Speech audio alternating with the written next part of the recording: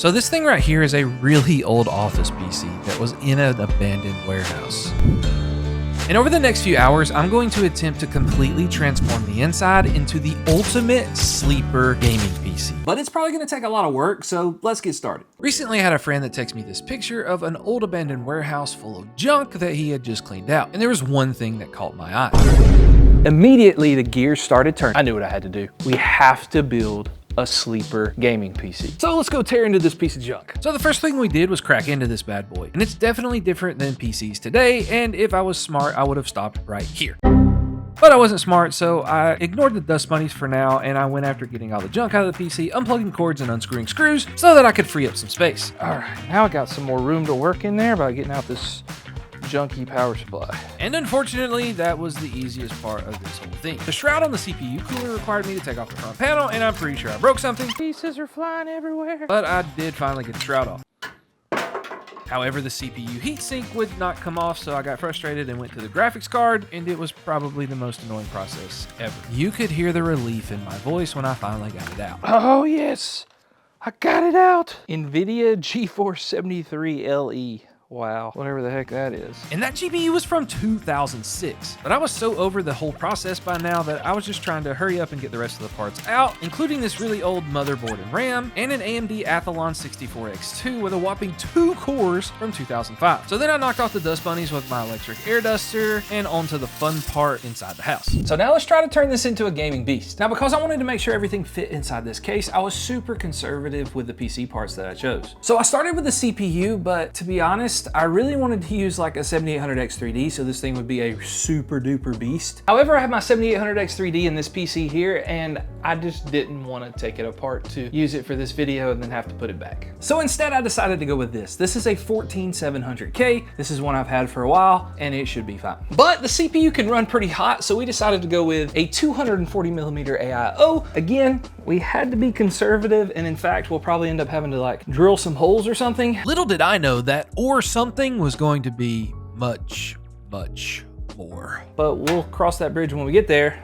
Oh yes, we will. You have no idea. Now, I was very nervous about the motherboard. Again, this case is, you know, not the biggest case in the world, so definitely ATX would not work. Micro ATX made me nervous. So I went with this Phantom Gaming ITX motherboard from ASRock. It's a Z690. It uses DDR5 RAM and should be perfect for what we need and should fit inside the case just fine. And since we needed DDR5 RAM, our friends over at Patriot were nice enough to send out this Viper gaming RAM. It's Venom DDR5, 32 gigabytes, and it runs at 6,000 mega transfers per second, which should be super fast enough to turn this into a beast of a gaming PC. And Patriot didn't stop there. They also sent us out this Viper 2 terabyte SSD. And this thing's got some crazy read and write speeds, with read speeds up to 7,400 and write up to 6,400. Thanks again to Patriot, but they didn't sponsor the video, but they did send these out for us to use in the build, so super pumped about that. The power supply was also very concerning to me because we don't have a lot of room in here, and I didn't want a bunch of cords dangling around, and I wanted to make sure the power supply fit, so we went with an SFX power supply, 1000 watts from Corsair, fully modular, so that'll help us with room as well. And last but not least, our graphics card that's gonna give us the maximum performance,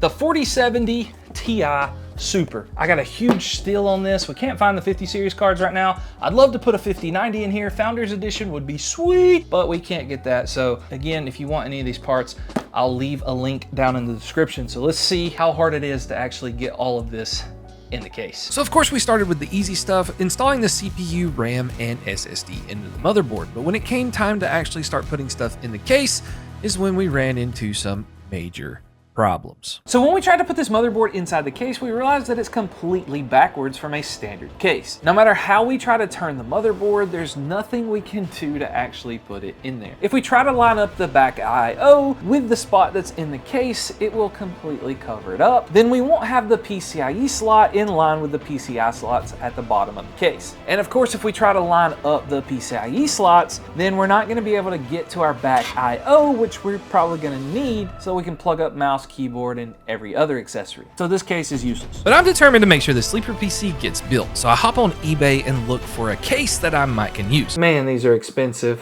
So we settled on this one that's around $100, and while we wait on it to get here, we might as well scroll through some TikToks.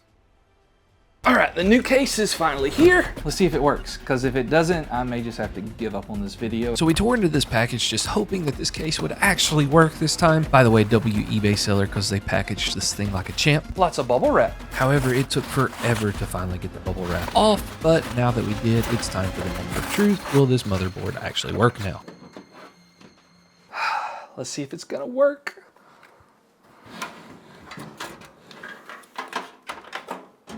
All right, it lines up even. All right, let's go. I'm just really glad that worked. Now we can gut what's left of the inside of this case, including this really dirty cable, some really old CD and DVD drives, and the crusty fans. Now we can take it out for a quick hit with the air duster, then it's back into the office to finish the sleeper build, or so I thought. All right, now that the case is kind of clean, we can put the motherboard in here. And this is by far the easiest thing that we'd done in forever in this build, and so I thought we were on an upward trend until this happened. But now we have a whole new problem.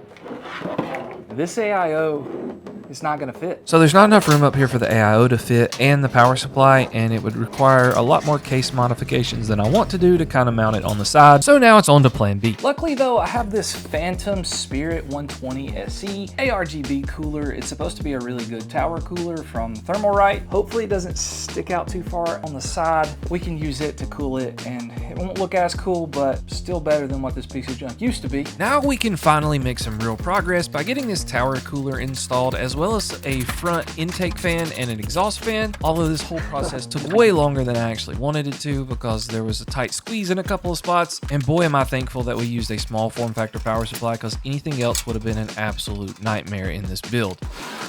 All these fans took way too long. I'm tired now. But will this GPU fit? Let's find out. So unfortunately, the graphics card did not fit, so I began to take the case apart to see if there was any easy way for me to remove this metal piece that was blocking the GPU from going in the slot. But unfortunately, there was not. We're gonna have to drill through these. But we're not giving up, so we broke out the power tools and we spent a ton of time trying to drill out these rivets. And after about an hour and one broken drill bit later, no, we can hopefully probably get the GPU in the socket. Yes! Oh my gosh, that took way longer than it should have, but at least we know it fits now. But to hopefully prevent myself from having any more crash outs, I wanted to boot it up one time without the graphics card just to make sure that it posts. We have life! Will we have a post? That is the question. Come on, baby, post.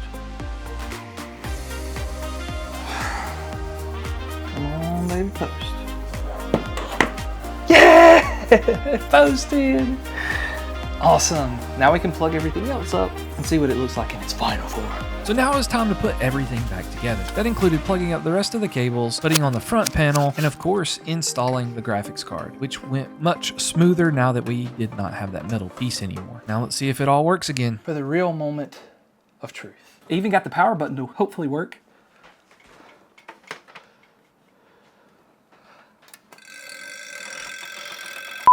Now for the real moment of truth. It's alive!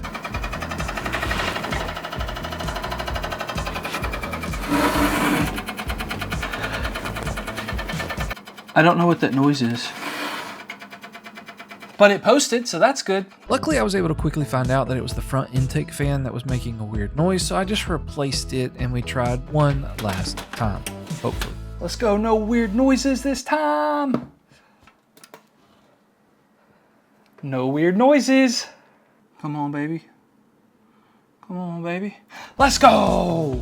It posted. All right, now we just gotta install Windows and see how well it runs in some games. Now we're not gonna play a ton on this gaming PC just because that's not really the point of the video, but I am curious to see about what the temperatures are gonna be like with the side panel on and with it off. So we just booted up and played some Fortnite because I gotta finish my battle pass. And with the side panel on, we saw the CPU temperature hit 90 degrees sometimes, but it would come back down to a somewhat reasonable temperature. But when I took the side panel off, it was extremely hot.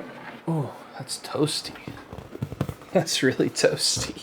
And the CPU seemed to be much, much cooler. The GPU temps weren't really affected a whole lot either way. They stayed pretty reasonable. So overall, I'm super satisfied with this PC, but if you want to see something a little more crazy, then click the video on the screen.